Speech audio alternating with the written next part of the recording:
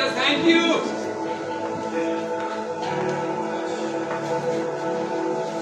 Thank you, Jesus. Hallelujah. स्वतंत्रता महसूस करिए आप।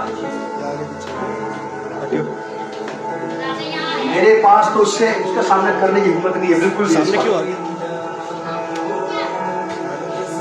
स्टार्ट है।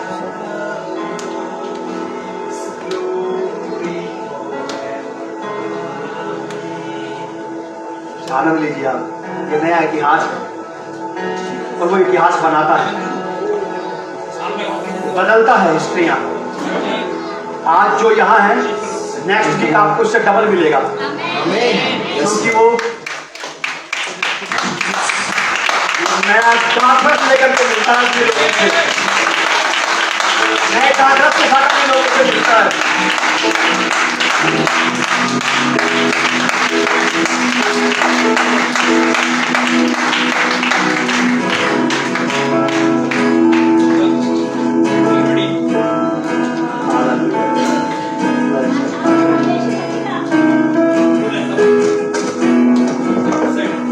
तैयार रहिए आप।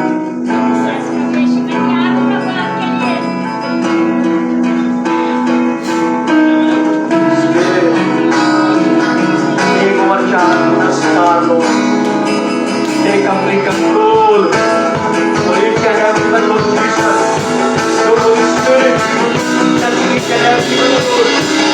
For the Lord Jesus Christ, for the glory of the Lord Jesus.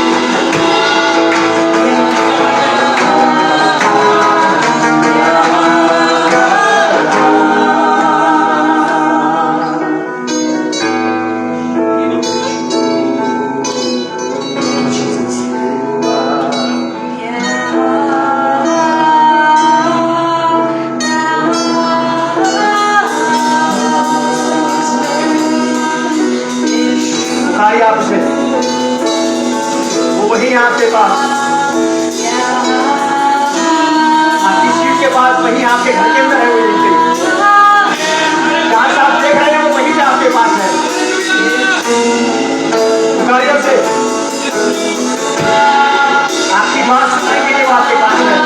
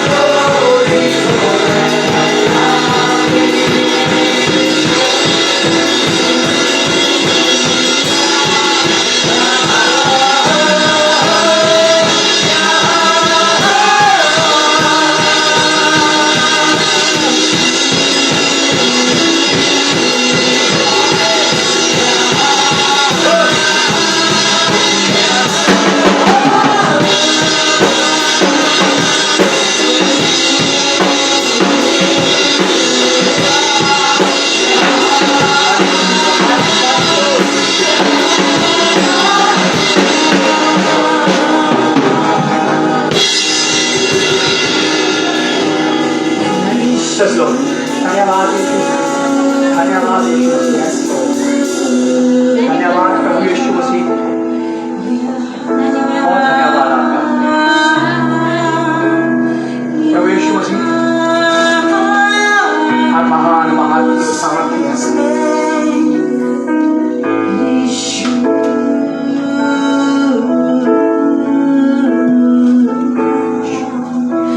बहुत धन्यवाद।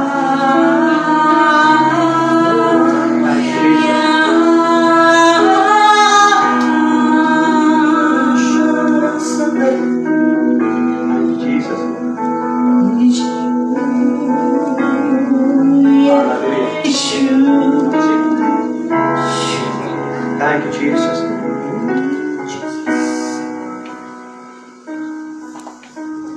Thank you, Lord.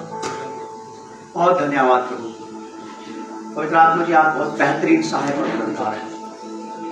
आपने बहुत ही बढ़िया अगुवाई की, बहुत बढ़िया आपने सहायता की, आपने बहुत ही बेहतरीन लीडिंग की पवित्र आत्मा। इसका सारा श्रेय हम प्रभु यीशु मसीह को देते हैं, सारा क्रेडिट प्रभु यीशु मसीह को देते हैं, क्योंकि प्रभु यीशु ही है जिसने आपको हमारी सहायता के लिए दिया है, और हम आपको इस पाकर के इस पृथ्वी पर धन्य हो गए हैं। क्योंकि आप ही हैं जो हमें प्रभु के सही मार्गों में लेकर के चलते हैं। प्रभु यीशु मसीह, बड़ी मेहरबानी आपकी, बहुत बहुत धन्यवाद आपका इस बेहतरीन सहायक के लिए। धन्यवाद यीशु। हालेलुया। हमारा आज का थीम है Jesus know our hearts. Yeshu Masih हमारे मनों, विचारों और हृदय को जानता है।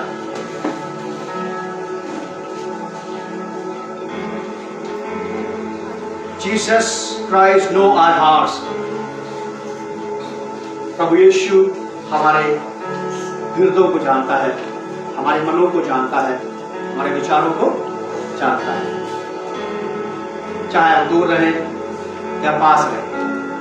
आप सब लोगों का प्रभु यीशु मसीह नासरी के नाम में क्राइस्ट मुक्ति द्वार फेलोशिप की ओर से स्वागत है, ऑनलाइन और ऑफलाइन सर्विस में। रिक्वेस्ट की हमने प्रभु यीशु मसीह से, पवित्र आत्मा से, कि हमें थोड़ी देर के लिए इजाजत दे कि हम वचन की सेवा में भी आगे जा सकें।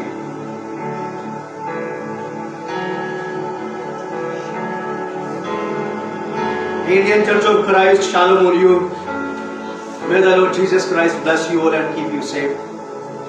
मसीह भारतीय कलीसिया को प्रभु यीशु मसीह के नाम में शांति और सुरक्षा सदा मिलती रहे। हमारा थीम है Jesus Christ know our heart.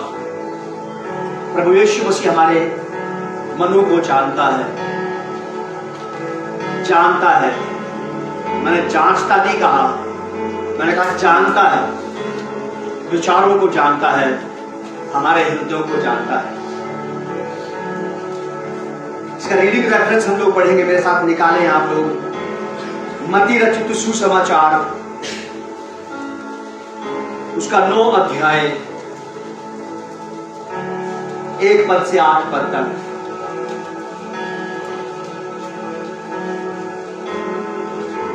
ये 21 तारीख की बात है, सुबह की।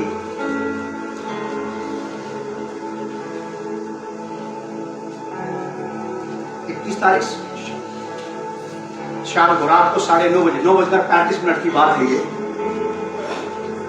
मैं प्रभु का बड़ा धन्यवाद कर रहा था आप लोगों के लिए। प्रभु आपका बहुत धन्यवाद करते हैं कि आपके कलीसिया में आपके पास ऐसे लोग हैं जो आपके घर का खर्च पूरा कर सकते हैं, जो आपके घर की आवश्यकताओं की पूर्ति के लिए हाथ बढ़ाते हैं। मैं आप सब लोगों के लिए धन्यवाद कर रहा था कि प्रभु, और उसी वक्त परमेश्वर के आधार पवित्र आत्मा ने मुझसे बातचीत करना शुरू की और ये वाली बात मुझे याद दिलाई। मत्ती रचित सुसमाचार उसका 9 अध्याय 1 पद से 8 पद तक। Gospel of Matthew chapter 9 verse from 1 to 8। यहां ऐसा लिखा, मैं पढ़ रहा हूं, आप लोग सुनिए। कुछ वाक्यात बाइबल में ऐसे घटे हैं, कुछ नहीं ये कहना चाहिए कि सारी ही घटनाएं बाइबल में ऐसी रही हैं कि जहां यीशु मसीह इन्वॉल्व रहा है, वहां पाया गया है, तो उसने कोई ना कोई ऐसी बात सिखा दी है वहां पे जो एवरलास्टिंग आज अपने जीवन में याद रख के उसको जी करके एक बेहतरीन जीवन अपना बना सकता है। प्रभु यीशु मसीह ने जब भी कभी कुछ खास बातें कही, वो कुछ पल रहे ऐसे, कुछ परिस्थितियां ऐसी रही, कुछ समय रहा वो ऐसा कि एक एक बात उसकी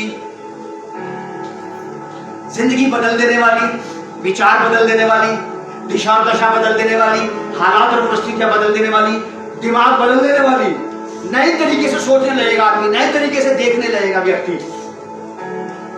ऐसा प्रभाव उसके शब्दों, उसकी शिक्षाओं में है।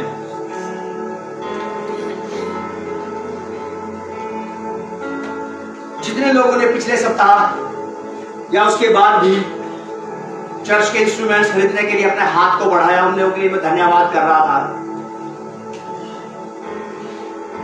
तब परमेश्वर का आत्मा ने वाली बात याद दिलाई, पर मैं खुश था, बस बोल रहा था आपका धन्यवाद, लोग हैं आपके पास। जिन्हें आपके घर की धुन खाती है, जिन्हें आपके घर की आवश्यकताएं याद रहती है। बस उसी वक्त पवित्र आत्मा ने मुझसे बातचीत करना शुरू की इस पोर्शन को लेकर के। यहां लिखा है मत्ती रचित सुसमाचार 9वां अध्याय चैप्टर 9, लकवे के रोगी को चंगा करना, ये 9 अध्याय का थीम है, इसका शीर्षक है। लेकिन हमारी शिक्षा का आज का जो थीम है आज के मैसेज का, Jesus know our hearts, Yeshu Masih हमारे मनों को, विचारों को और हृदय को जानता है। लिखा है फिर वह नाव पर चढ़कर पार गया और अपने नगर में आया, अपने शहर में, अपने घर में आया, अपने लोगों के पास आया, अपने लोगों के पास आया। इसका मतलब सेवकाई के लिए घूम रहा था, अलग अलग नगरों में, अलग अलग गांवों में, अलग अलग बस्तियों में। अपने नगर में आया और देखो कई लोग लकवा के एक रोगी को घाट पर रखकर उसके पास लाए। यीशु ने उनका विश्वास देखकर उस लकवे के रोगी से कहा, हे पुत्र ढाढ़स बांध, तेरे पाप क्षमा हुए। इस पर कई शास्त्रियों ने सोचा यह तो परमेश्वर की निंदा करता है। यीशु ने उनके मन की बातें जानकर कहा, तुम लोग अपने अपने मन में बुरा विचार क्यों कर रहे हो?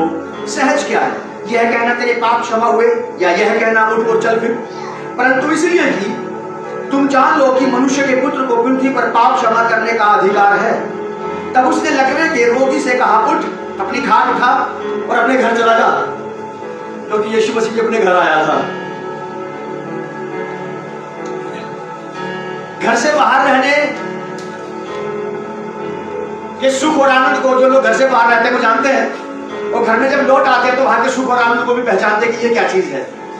घर से बाहर आपको कितनी लग्जरियस लाइफ मिल जाए, कोई कितना ही ज्यादा बेहतरीन तरीके से आपको रखे, 4 दिन के बाद आपको आपके घर की चिंता सताने लगते हैं, घर वापस जाना है। ये है घर का खिंचाव। यीशु मसीह ने इसको चंगा किया, बोला तुम भी अपने घर जाओ, क्योंकि मैं भी अपने घर आया हूं। अभी पढ़ा ना हमने। तब उसने लकवे के रोगी से कहा, उठ, अपनी खाट उठा और चला जा, अपने घर चला जा। तब वह उठकर अपने घर चला गया। लोग यह देखकर डर गए और परमेश्वर की महिमा करने लगे जिसने मनुष्यों को ऐसा अधिकार दिया है। मैं धन्यवाद कर रहा था इस बात के लिए कि प्रभु उन लोगों के लिए बहुत धन्यवाद आपका, उनको आप आशीष दें, उन्हें आप संभालें, उनकी अगुवाई करें, उनकी सहायता करें, जिन्होंने आपके घर का सामान खरीदने के लिए मदद की है। मैं अक्सर एक बात बोलता हूं और 2-3 दिन से फिर बोलने लगा हूं, अपने बच्चों को भी बता रहा था मैं ये बात, किसी और को मैंने कही कि परमेश्वर जब किसी काम को शुरू करे तो आपको परमेश्वर की सहायता करनी चाहिए कि परमेश्वर उस काम को कर पाए, क्योंकि वो हमारा काम करने के लिए हमारी सहायता करता है कि हम अपना काम कर पाए। क्योंकि कई बार ऐसे परिस्थितियां, ऐसे हालात बन जाते हैं कि एक विश्वासी की जरूरत पड़ती है परमेश्वर को किसी दूसरे व्यक्ति को समझाने के लिए कि वो उसको समझा बुझाकर परमेश्वर के पास ले आए। या तो आप और मैं मदद करेंगे उसकी प्रभु के पास आने में, या हम फिर कोई भी थर्ड क्लास बात करके उसको वापस आने वाली बात करेंगे।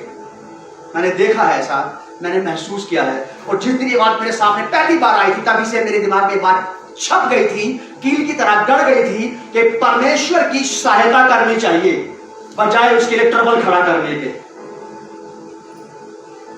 कई लोग, इसका उदाहरण है कि मेरे पास आया था जो मेरे जीवन में घटी थी घटना, बैप्टिज्म के कुंड के पास से एक व्यक्ति चला गया, उसके किसी मित्र ने उसको बताया कि अभी तुम तैयार नहीं हो, जबकि उसको मित्र को नहीं पता कि तैयार है कि नहीं, वो तैयार था।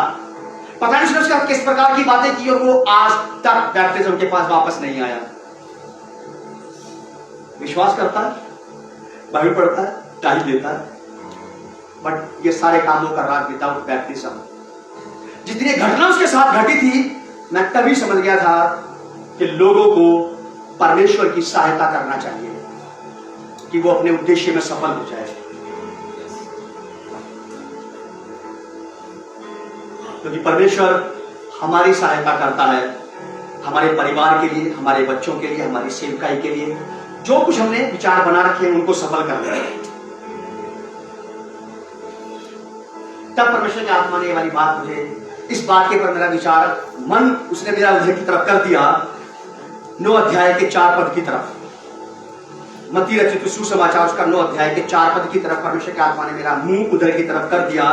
लिखा है कि यीशु ने उनके मन की बात जानकर कहा, तुम लोग अपने अपने मन में बुरा विचार क्यों कर रहे हो। यीशु ने उनके मन की बात जानकर, यीशु मसीह यहां आप जितने लोग बैठे, पिछले सप्ताह जितने लोग यहां पर थे, उनमें से हर एक के मन की बात जानता था। वो हर एक के मन की बात जानता था। वो आज भी आपके मन की बात जानता है।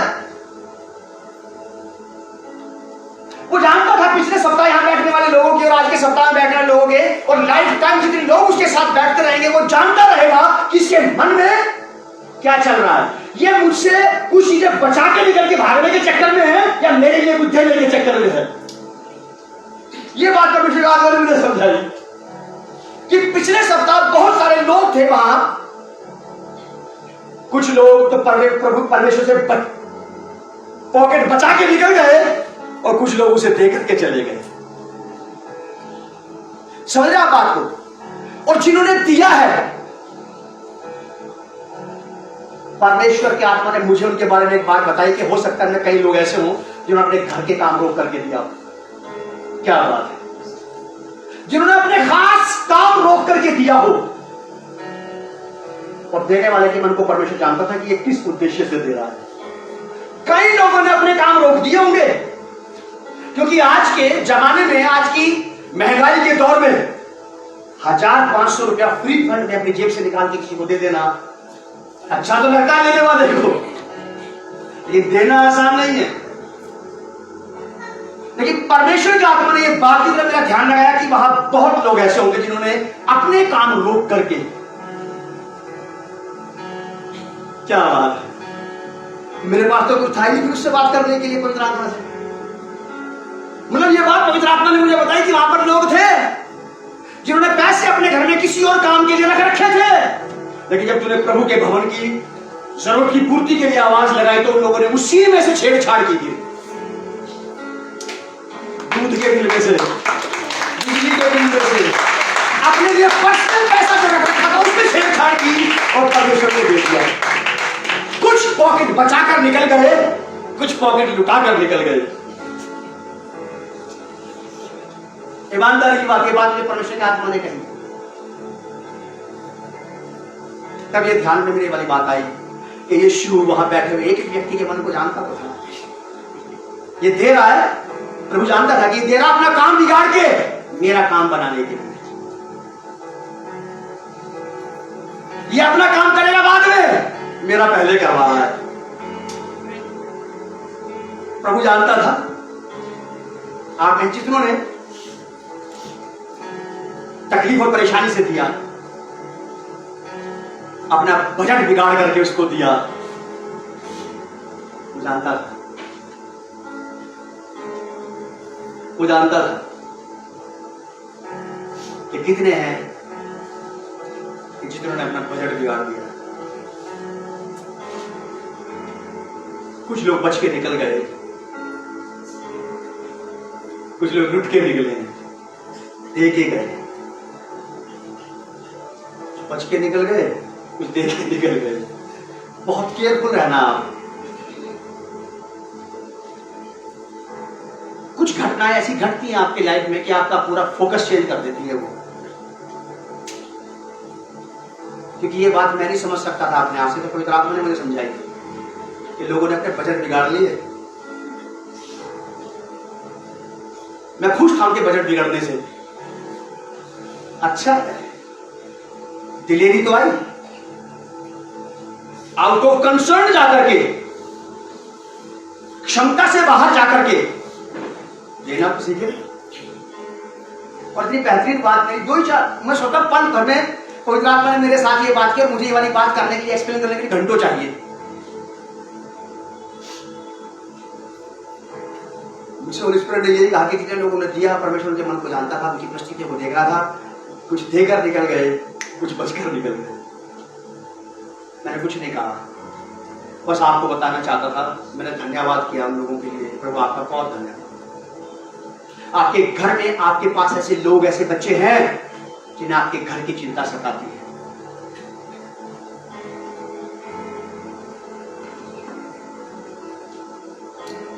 और यीशु मसीह उसके खिलाफ बोलने वालों के मन को भी जानता है, उसके पक्ष में बात करने वालों के मन को भी जानता है, उसे दूर रहने वालों के मन को भी जानता है और उसे उसके पास रहने वालों के मन को भी जानता है। उसने उन शास्त्रियों से कहा, यीशु ने उनके मन की बातें जानकर कहा, तुम लोग अपने अपने मन में क्यों बुरा विचार कर रहे हो, क्यों बुरा विचार कर रहे हो? अरे क्या जरूरत है, मैं नहीं दूंगा तो कौन सा पहाड़ टूट जाएगा, बाकी लोग तो बैठने दे देना, देखो दे। और जब लेना होगा तो प्रभु इन सबको बात देना, पहले मुझे। सच बता रहा हूं मैं आपको, आप ही के बीच में से हैं ऐसे लोग। यीशु मसीह के लोगों में ऐसे लोग पाए जाते हैं जिन्होंने अपने बजट बिगाड़ दिए कि भैया मैं करना तो कुछ और चाहता था। अच्छा, हमारे घर की धूल हमें हमेशा खाती है। प्रभु यीशु मसीह अपना ये आत्मा और ये हृदय भी हमें दे कि हम यीशु मसीह के समान कह सके कि यहोवा तेरे घर की धूल मुझे खा जाएगी, और ये भी कहे कि यहोवा तेरे घर की धूल मुझे खा रही है, खा रही है, खा जाएगी जब कभी मौका मिलेगा तब, लेकिन अभी से कॉन्टिन्यूली वो मुझे खा रही है। मुझे तेरे घर की चीजों की पूर्ति की चिंता सताती है। कहीं ऐसा ना हो कि मेरा घर भरपूर रहे सब चीजों से, उनसे भी जिनकी मुझे अभी इस वक्त जरूरत नहीं है, वो चीजें भी मेरे घर में हो, और तुझे जिन चीजों की इस वक्त जरूरत है वो तेरे घर में ना पाई जाए। ऐसा नहीं होना चाहिए। मेरे घर में बहुत सारी चीजें ऐसी हैं जिनकी मुझे एक प्रेजेंट जरूरत नहीं है, लेकिन भर रखा हमने घर। शौक में चाहो मैं कुछ ये पत्नी को अच्छी लगी कब खरीदी, कुछ मुझे अच्छी लगी, कुछ मैंने खरीदी, कुछ बच्चों को अच्छी लगी कब खरीद ली। ये हमारे घर की बात नहीं है, मेरे भी बच्चों को मत देखो। आपके घरों में भी ऐसा है, कई चीजें ऐसी जो आपके आज इस्तेमाल की लेकिन फिर भी आपके घर में है। परमेश्वर के घर के बारे में कौन सोचेगा, कब सोचेगा कि जिस चीज की उसको आज जरूरत है, अगर वो आज मेरे यहां रहते रहते उसके पास नहीं है तो मेरा यहां ना होने के बराबर है। मेरा यहां होना ना होने के बराबर है। मेरे बारे में अपना विचार ये है कि मैं यीशु मसीह से कहता हूं, जब भी कभी आपको रुपए पैसे की जरूरत हो मुझसे बात करें। ईमानदारी की बात, वो मेरे बजट से बाहर जाएगा नहीं, उसको पता है कि इसके पास कितने पैसे हैं, लेकिन मैं पर्सनली कहता हूं ये वाली बात, प्रभु जब भी कभी आपको जरूरत पड़े आप मुझे जरूर बताना पहले, क्योंकि मैं ना तो खुद बच के निकलने के मूड में हूं और ना बचा के यहां से ले जाने के। याद रखना, यहां से कुछ साथ नहीं जाएगा। मैं अपनी पत्नी को बोलता हूं ये वाली बात कि बुढ़िया बांटते सब कुछ अपने हाथ से दे दे, क्योंकि बाद में जो बचेगा ना ये बहू बेटे बेटी दवा बांट लेंगे आपस में, ये पता नहीं किसी को देंगे कि नहीं देंगे, पूरे तो अपने हाथ से देके जाएगा कुछ देना। मैं भी, और वही बात मैं आपसे भी कह रहा हूं, जो कुछ करना चाहते हैं भरोसा मत करना बच्चों का कि वो कर देंगे, नहीं। अगर आपने नहीं किया तो वो क्या करेंगे, क्योंकि बच्चे मेरे बच्चे मुझे घर से ही देख रहे हैं कि हमारा बाप कैसा था, हमारी मां कैसी थी। क्योंकि बच्चों के लिए सबसे अच्छे आदर्श माता पिता है ना। सुनो, प्रभु ने उनके मन की बात जान करके कही है, वो आपके मन को आज भी जानता है, और जो लोग मुझे दूर से बैठ करके देख रहे हैं वो आपके मन को भी जानता है। अगर हम में से किसी भी व्यक्ति के मन में परमेश्वर के भवन की आवश्यकता की पूर्ति के लिए कोई उछाल नहीं है, तो यीशु मसीह आपके मन को जानता है कि ये बचा के निकल जाएगा मुझसे बहुत सारी चीजें। ये यहीं से मेरे पास बैठ करके मेरे साथ रह करके अपनी चीजें मुझसे बचा करके निकल जाएगा, और ये बात यीशु मसीह के लिए बड़ी दुखदायी होगी। मेरे घर का सदस्य होकर के ऐसा कैसे कर सकता है, क्योंकि मैंने अपने आप को पूरी तरह से निछावर किया है, मैंने अपने आप को पूरी तरह से दिया है। तो मेरे बच्चे ऐसा कैसे कर सकते हैं अपने आप को बचा करके निकल जाए। बहुत केयरफुल होने की जरूरत है आपको। पद 4 यीशु ने उनके मन की बातें जानकर कहा। वो आपसे आपके मन की बात जान करके नहीं कह सकता यहीं पे, आपसे बात कर सकता यहीं पे, आपके मन की बात जान।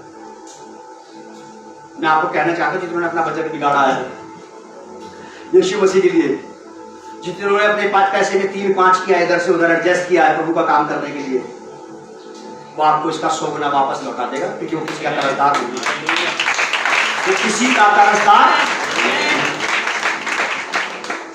कोई कभी नहीं कह सकता उसे कि मैंने तुझे दिया और फ्लड के तूने मुझे कुछ भी नहीं दिया। और एक बात और मैं आपके दिल में, आपके दिमाग में डाल दूं, अगर वो आपको उसके बदले में कभी ना भी दे कुछ, तो भी आप बिगड़ैल बने रहना कि मैं तो दूंगा, मुझे मिले ना मिले मैं तो दे के ही मानूंगा। तू मुझे देगा तब भी और नहीं देगा तब भी, आई विल गिव यू। मैं तो बिगड़ूंगा, ये प्रभु मैं बिगड़ चुका हूं तेरे लिए, बस मैं फिर भी दूंगा, मुझे नहीं भी मिलेगा मैं तो भी दूंगा। प्रभु यीशु मसीह हमारे मनों को जानता है, याद रखना। प्रभु यीशु मसीह हमारे मन की सब बातों को जानता है। लिख लेना, पढ़ना मत इसे। मत्ती रचित सुसमाचार 15 अध्याय 18 पद से 20 पद तक। अच्छे विचार बुरे विचारों के बारे में यीशु मसीह ने कहा कि मन से निकलते हैं।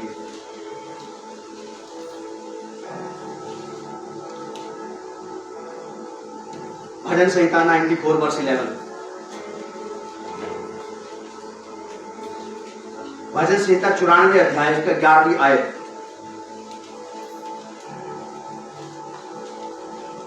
Psalm 94 वर्ष 11। यहोवा मनुष्य की कल्पनाओं को जानता है। परमेश्वर हमारी कल्पनाओं को जानता है, जो कल्पना विचार करते हैं, क्या बना रहे हैं, परमेश्वर सब जानता है। भजन संहिता 139 अध्याय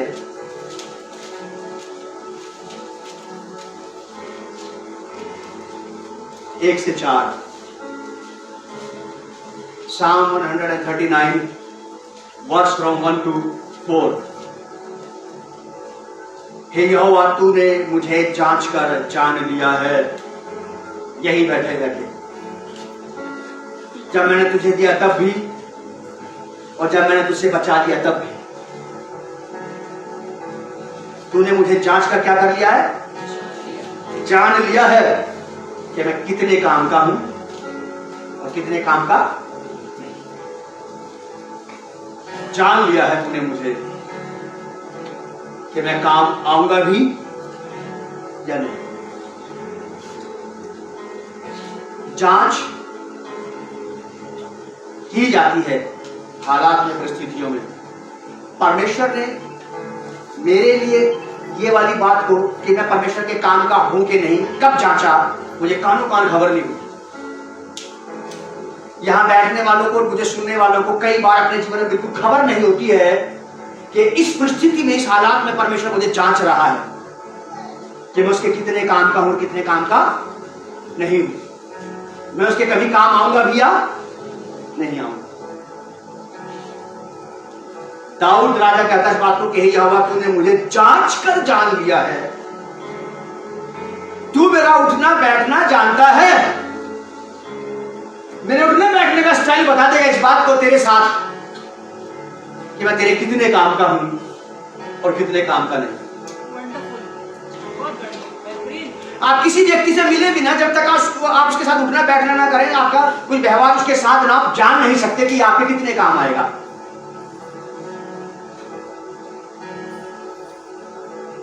उन शास्त्रियों से यीशु मसीह को कोई उम्मीद नहीं थी, क्योंकि उनके मनों में यीशु मसीह के लिए अच्छाई नहीं थी।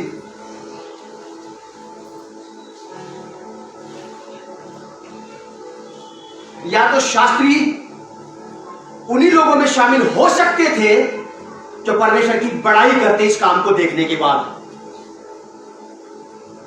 शास्त्रियों ने क्या किया कि ये तो परमेश्वर की बेइज्जती कर रहा है, परमेश्वर की बदनामी कर रहा है, ऐसा कह के पाप क्षमा करके।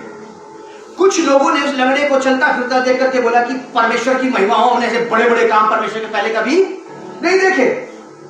या तो कुछ लोग परमेश्वर के काम में हाथ बटा सकते हैं कि ये हो जाए, या फिर कुछ लोग परमेश्वर के काम को उसको महिमान्वित करने से अपने हाथ को खींच सकते हैं कि ऐसा नहीं होना चाहिए। डिपेंड करता है आप पर भी और मुझ पर भी। मैं उसके लिए कुछ करके निकलूंगा या उसके हाथ से बचकर निकलूंगा। या तो मैं अपने आप को भी और अपने सब कुछ को बचा करके निकल जाऊंगा उसके पास से, या फिर मैं अपने आप को भी अपना सब कुछ भी इसको दे करके कहूंगा अब मैं चलता हूं।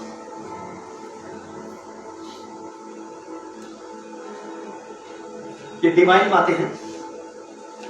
मेरे साथ मैं इस बात को सोच भी नहीं सकता कि वहां क्या हुआ होगा। कितनों ने अपना बजट बिगाड़ा होगा, कितनों ने अपने दूध के बिल में कटौती की, कितनों ने राशन के बिल में कटौती की, कितनों ने बिजली के बिल में कटौती की, और कितने ऐसे ही आए और ऐसे ही निकल गए।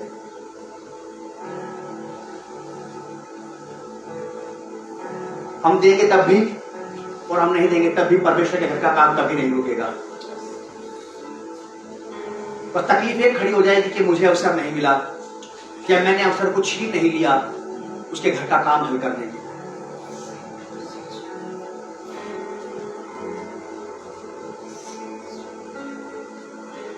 भजन संहिता 39 अध्याय 1 पद से 4 पद तक। हे यहोवा, तूने मुझे जांच कर जान लिया है, तू मेरा उठना बैठना जानता है। जिन्होंने तंगी से दिया, तकलीफ से दिया, परेशानी से दिया, परमेश्वर जानता है।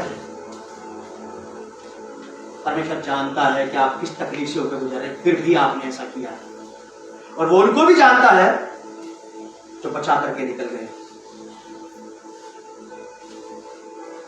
तो मेरा उठना बैठना जानता है, मेरे विचारों को दूर ही से समझ लेता है, मेरे विचारों को, मेरे हाव भाव को समझ लेता है, पहचान लेता है कि मैं ये काम करूंगा कि नहीं करूंगा।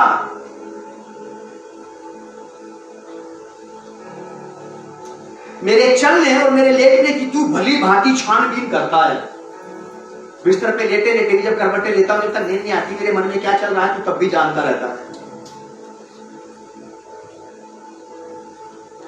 मैं भी तो 9:30 बजे सोने जाने की तैयारी था, प्रार्थना कर रहा था, तभी परमेश्वर आत्मा ने मुझसे ये बात कही कि कुछ दे के निकल गए, कुछ बच के निकल गए, कुछ ने बजट बिगाड़ दिया, अपने आप को तकलीफ में डाल दिया परमेश्वर का काम पूरा करने के लिए, परमेश्वर घर की पूर्ति करने के लिए अपने आप को तंग हाली में डाल लिया। और मेरी हंसी का और मेरी खुशी का ठिकाना नहीं था कि प्रभु ऐसे लोग भी है यहाँ पे, क्या है।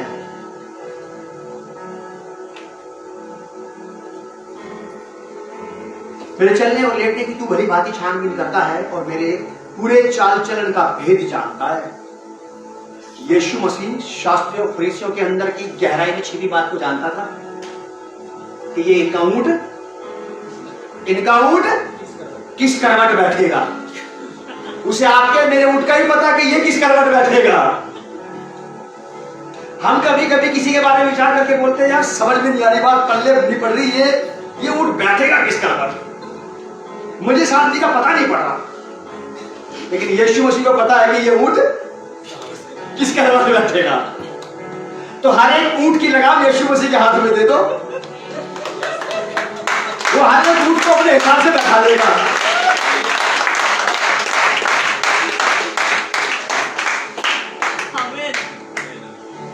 कभी जब आपको लगे कि मैं यीशु मसीह के हाथ में नहीं आ रहा हूं,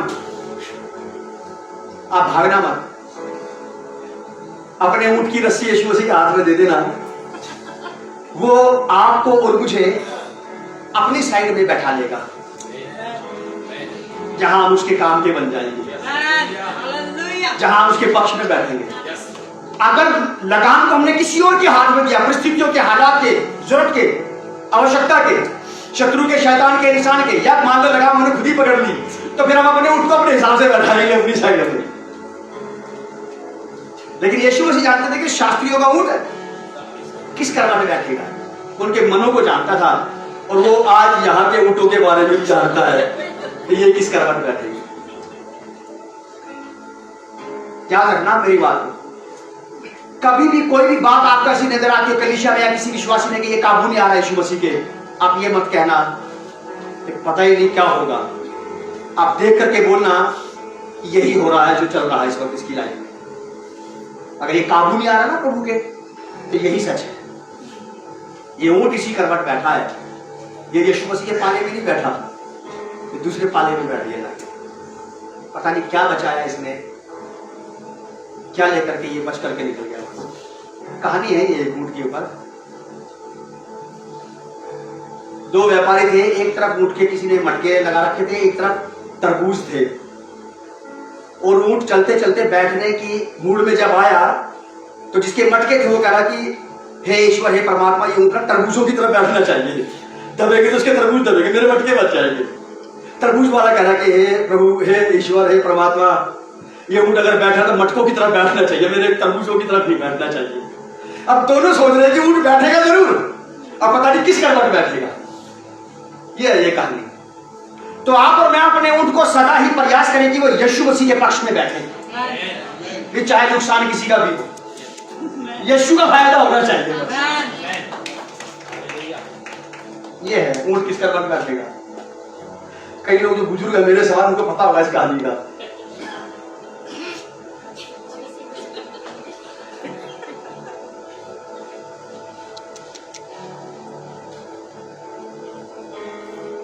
वर्ष 4 चौथी आयत में लिखा कि हे यहोवा, मेरे मुंह में ऐसी कोई बात नहीं है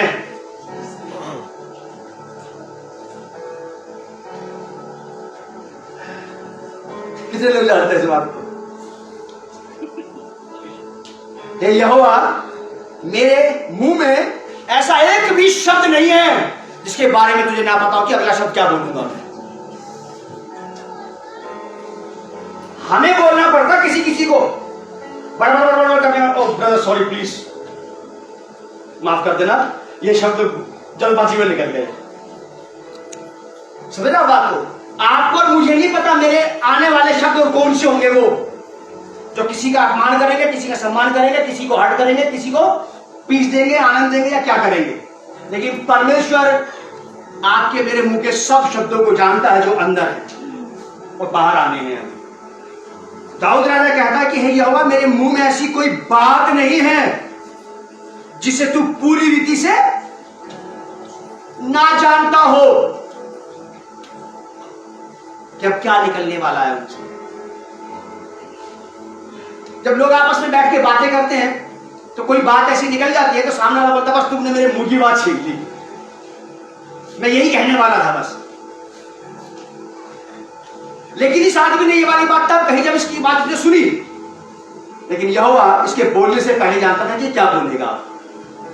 अगर वो हमारे मुंह के शब्दों को जानता है, विचारों को भी जानता, तो इससे चौकस होने के लिए खतरे की बात है ये कि परमेश्वर मेरे बारे में सब कुछ जानता है, तो मुझे सीधा चलने की जरूरत है। अब तो भाई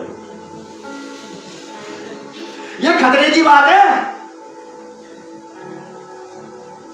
आप अब जब चल रहे हैं ना,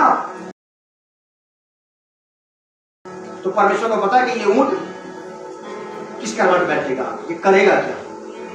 अगर वो आपको और मुझे देख रहा है और इतना कॉन्फिडेंस आपके मेरे पास है कि तू मेरे उठने बैठने चलने फिरने की छानबीन करता है, तो हमें बहुत अलर्ट होने की जरूरत है। जहां कहीं किसी ऑफिस में किसी जगह पे सीसीटीवी कैमरे लगे हो और हमें से किसी को उस ऑफिस में प्रवेश करना हो तो कैसे चलते हैं आप? अपने आप को बोलते हैं कि होशियार हो जाओ, कैमरे लगे। कैमरे वाले को सही नजर आना चाहिए, जेंटलमैन सब, उसको लगना चाहिए मैंने इधर उधर किसी बेफिमिलता का कुछ। कैमरे से बचने का प्रयास कर रहा है ये, और कैमरे से बाहर आने के बाद, कैमरे के एरिया से बाहर आने के बाद ये भी वैसे ही हो जाएगा। लेकिन यहोवा आपको कैमरे के बगैर भी और कैमरे के साथ भी देख सकता है। उसकी रेट से भी बच सकते हैं आप और मैं। सीसीटीवी कैमरे की रेट से बचाएंगे, उस ऑफिस से उस एरिया से बाहर निकलते हैं, बता के आप कैमरे में कुछ नहीं बिगाड़ सकते। लेकिन याद रखना कि यहोवा वहां भी जान सकता है। मन की बात जान लेगा था वो, आपके मन में, मेरे मन में छिपी बात को जानता है वो। आपके और मेरे अंदर परमेश्वर के लिए कितना इंटरेस्ट है, कितनी लगन है, मेरे मन में, मेरे स्वभाव में परमेश्वर के लिए क्या है, ये बहुत होशियार होने वाली बात है। यूहन्ना 2:25 पद, तो बिल्कुल लास्ट में पहुंच चुके हैं हम लोग। यूहन्ना 2:25 पद।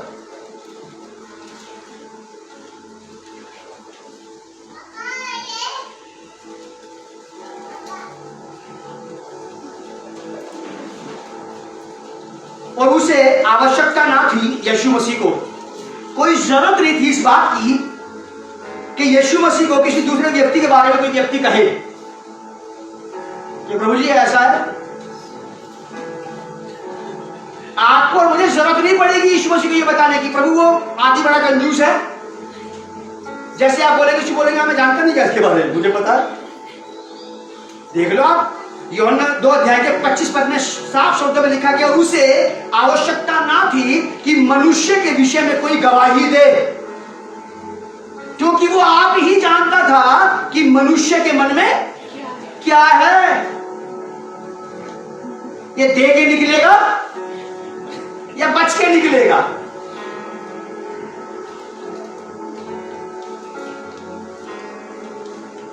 आपको और मुझे किसी के बारे में कहने की जरूरत नहीं पड़ेगी उसे कि प्रभु वो बच के निकल गया। यीशु मसीह आपको बोलेंगे, आपको सरप्राइज देंगे कि मुझे पहले ही पता था।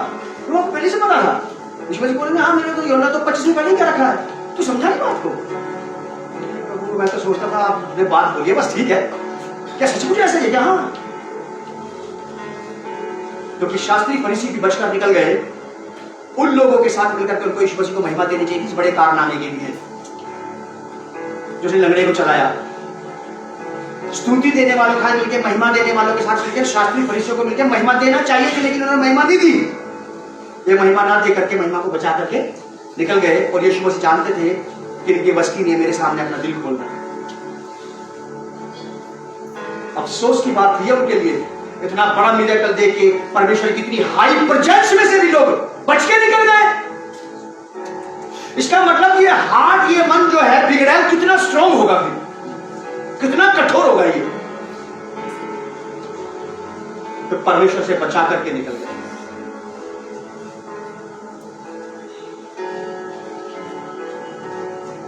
पहला यूहन्ना 3:20 पद, ये तो मुझे ऐसे ही रटा हुआ है। परमेश्वर हमारे मन से बड़ा है और हमारे मन में छिपी हुई सब बातों को जानता है।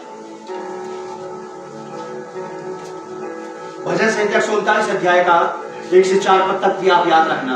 और पहला यूहन्ना 3:20 पद को हमेशा के लिए याद रखना कि परमेश्वर मेरे मन से बड़ा है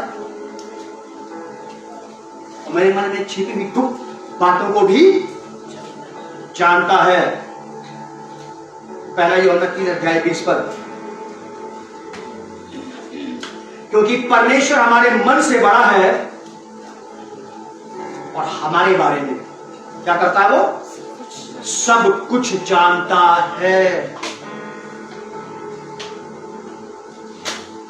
सब कुछ जानता है, कौन क्या करेगा, क्या नहीं करेगा, ये करेगा भी कुछ मेरे लिए या नहीं करेगा, वो ये भी जानता है।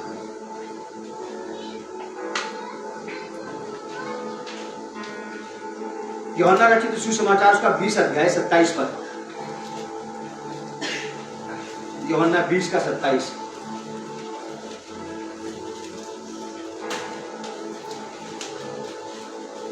यूहन्ना रचित सुसमाचार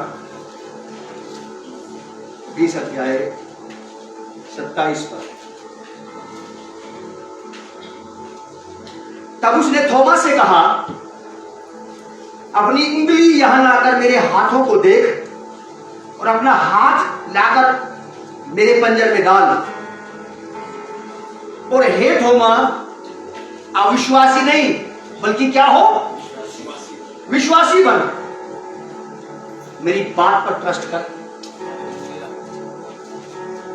मतलब थोमा को विश्वास दिलाने के लिए यीशु मसीह कह रहे हैं, अगर तुझे इसी तरह से विश्वास आएगा कि मेरे जख्मों को कुरेद कर, तो थोमा आई एम रेडी, अगर तुझे ऐसे ही विश्वास आना, मुझे दर्द पहुंचा के, मुझे पीड़ा दे करके, I am ready for you. क्योंकि मैं तू मुझ पर बिलीव करे, तू मुझ पर विश्वास करे, तू मुझे जिंदा जान ले, पहचान ले, समझ ले, मैं इसके लिए सब कुछ करने को तैयार हूं। दोबारा से उन जख्मों को कुरेदने के लिए अगर तू चाहता है तो मैं प्रूफ दूंगा तुझे कि मैं वही हूं जिस पर तूने विश्वास किया है। अब में से कितने लोग होंगे जो यीशु मसीह के जख्मों को कुरेदने के बाद, उसे पीड़ा, उसे दर्द, उसे अपमानित करने के बाद ही काबू आएंगे, उसे चोट पहुंचाने के बाद ही काबू आएंगे कि नहीं, मुझे ऐसा नहीं करना चाहिए था इसके साथ,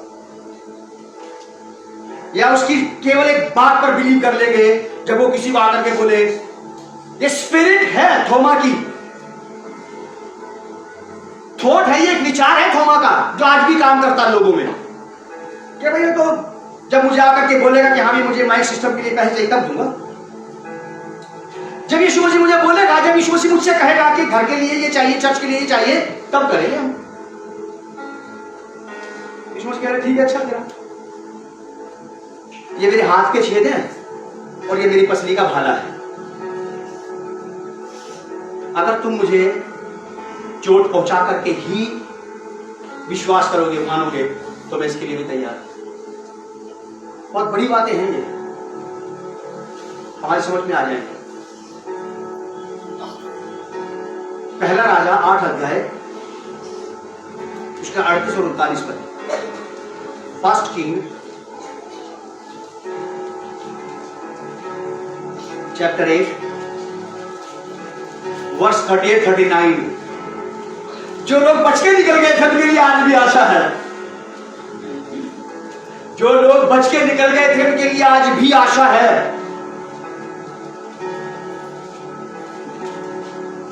राजा सुलेमान की प्रार्थना है ये।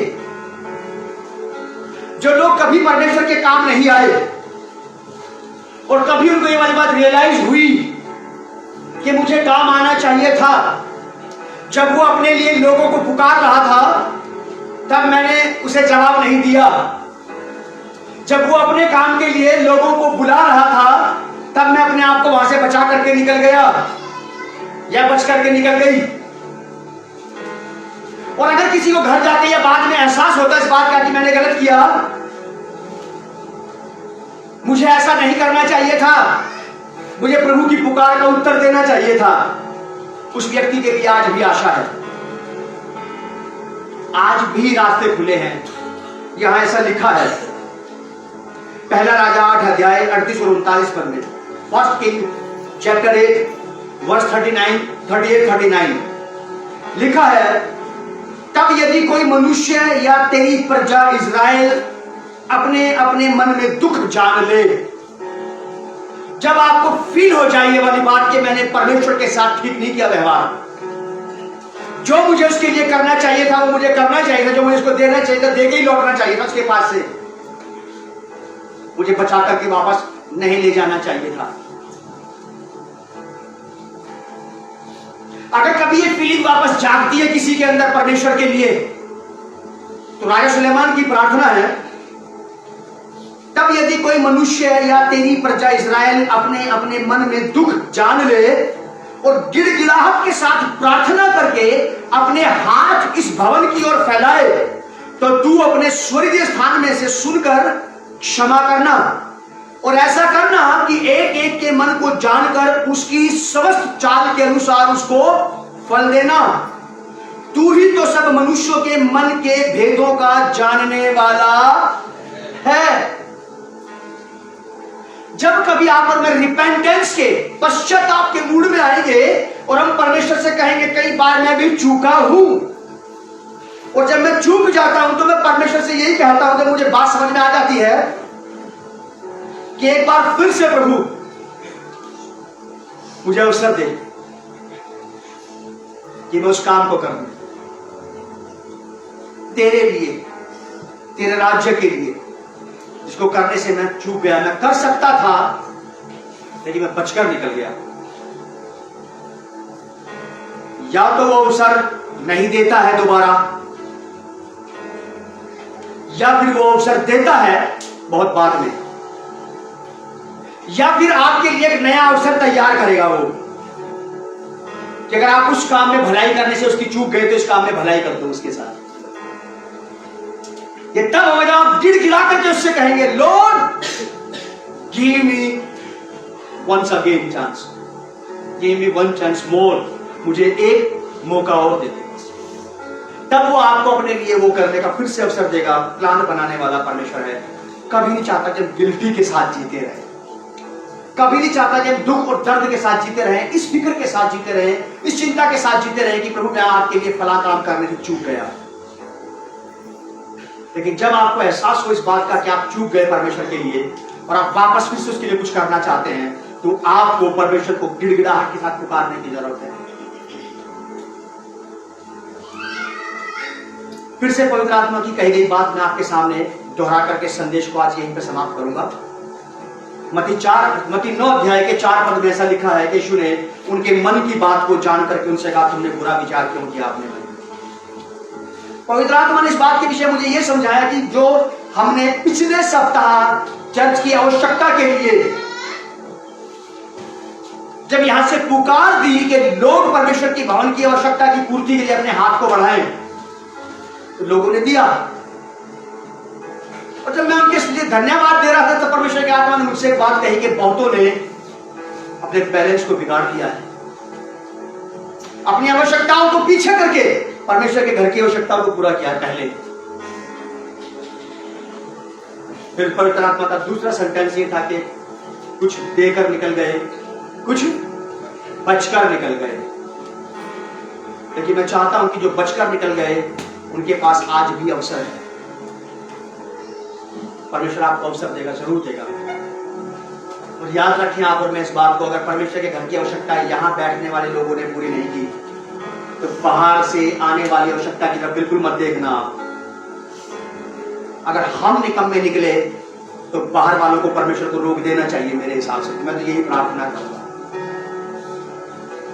अगर हम यहां बैठे हुए लोग नहीं उसके लिए कुछ कर सकते तो बाहर से आने वाली सारी सहायताओं को परमेश्वर को रोक देना चाहिए। उसके घर के बच्चों को उसकी आवश्यकताओं को पूरा करना जरूरी है। जब हम करेंगे और अगर नहीं कर पाए पूरा तो परमेश्वर फिर बाहर के रास्ते भी खोलेगा, तो लेकर के आएगा। लेकिन पहले वो हमसे डिमांड करे। लेकिन आप यही नहीं, जीवन के किसी भी क्षेत्र में परमेश्वर से कभी बच के मत निकलना, उसे दे के ही निकलना। तो आप लोग को बहुत आशीष दे और संभाल ले। आदरणीय पिता, मेरी आपसे ये प्रार्थना है कि आप पूरी कलीसिया को, दूर दराज देखने सुनने वालों को आशीष दे और हमें से हर एक को ऐसा मन, ऐसा प्रभाव दे आपका कि हम आपके प्रभाव में आ जाएं। प्रभु जी, आपको अपने जीवन से हर एक को चीज दे करके ही निकले जो आप हमसे चाहते हैं। हम आपसे कुछ भी बचा करके न ले जाएं। प्रभु यीशु मसीह के नाम में ऐसा ही हो जाए। आमीन।